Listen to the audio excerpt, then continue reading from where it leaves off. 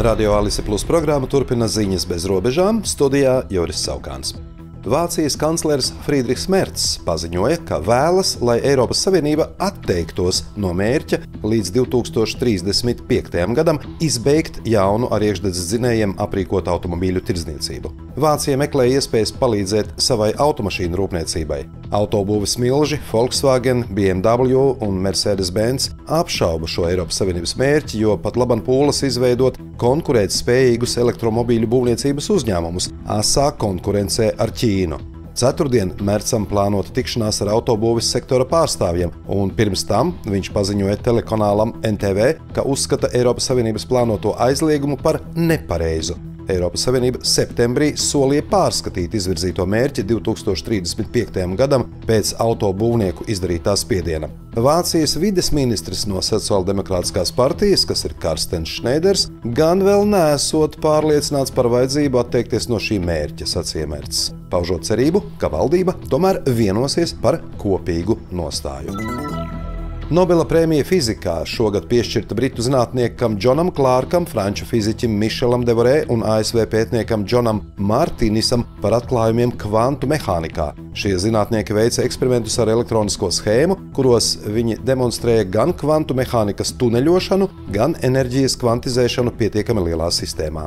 Gadsimtu senā kvantu mehānika nepārtraukti piedāvā jaunus pārsteigumus. Tas ir arī ārkārtīgi noderīgi, jo kvantu mehānika ir visu digitālo tehnoloģiju pamatā. Tā norādīja Nobela fizikas komitejas priekšsēdētājs Olle Eriksons.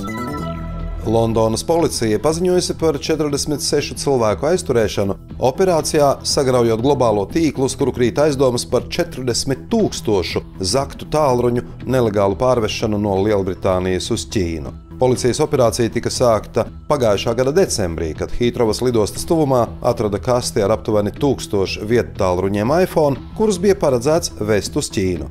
Noskaidrojās, ka lielākā daļa tālruņu bija zakti. Policija paziņoja, ka tā bija vislielākā operācija pret tālruņu zādzībām Londonā, kur turistu iecerītās vietās īpaši uzdarbojas zagļi.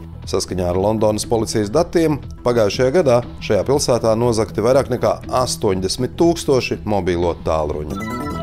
Latvijā Saeimas valsts pārvaldes un pašvaldības komisijas deputāti šodien atbalstīja birokrātijas mazināšanas rīcības grupas darba turpināšanu. Atbalstīta arī valsts kancelēs iecere papildināt šo rīcības grupu ar neatkarīgu līderi ar komandu. Latvijas darba devēja konfederācijas ģenerāldirektors Kaspars Gorkšs sēdē norādīja, ka pagaidām no rīcības grupas izvirzītajiem 21 priekšlikuma īstenoti esot 8, 4 esot procesā, 1 neizpildīts, bet 8 nav iestājies termiņš. Turpretim Igaunijā, kur šāda birokrātijas mazināšanas rīcības grupa tapusi vienlaikus, procesā birokrātijas mazināšanai esot jau 705 dažādi piedāvājumi. Latvija piedalīsies NATO projektā Renovator jeb atjaunotājs. Mērķis ir 5 Ukrainas militāro slimnīcu atjaunošana, medicīnas aprīkojuma iegāde un speciālistu apmācība. Latvija jau īsteno vairākus atbalsta pasākumus Ukrainas civilās infrastruktūras atjaunošanā, to skaitā 3 slimnīcu rekonstrukcijas projektus.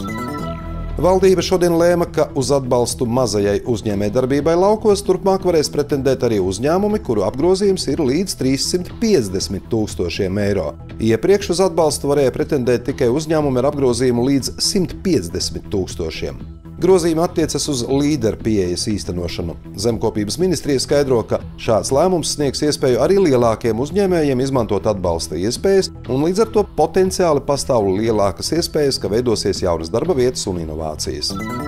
Vēl ministru kabinets šodien atbalstīja iesniegšanai Saeimā iekšlietu ministrijas grozījumus dzīvesvietas deklarēšanas likumā.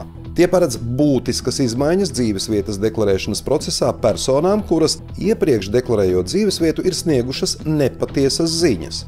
Likumprojekts paredz, ka izmantojot e-pakalpojumu dzīvesvietas deklarēšanai, sistēma automātiski pārbaudīs, vai pēdējo 3 gadu laikā personai ir bijusi anulēta deklarācija nepatiesu iesniegto ziņu dēļ. Ja šādu situāciju konstatēs, e-pakalpojums deklarēšanos ļaus veikt tikai klātienē, uzrādot dokumentus, kas apliecina tiesisko deklarēšanās pamatu. Daugavpils teātrī vakar notika Pasaules skolotāju dienai veltīts svinīgs pasākums Skolotājs, iedvesmotājs un lietpratējs. Apbalvojumus saņēma 113 pedagogi.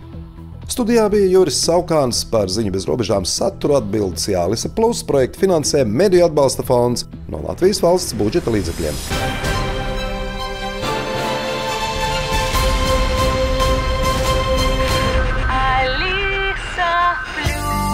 Radio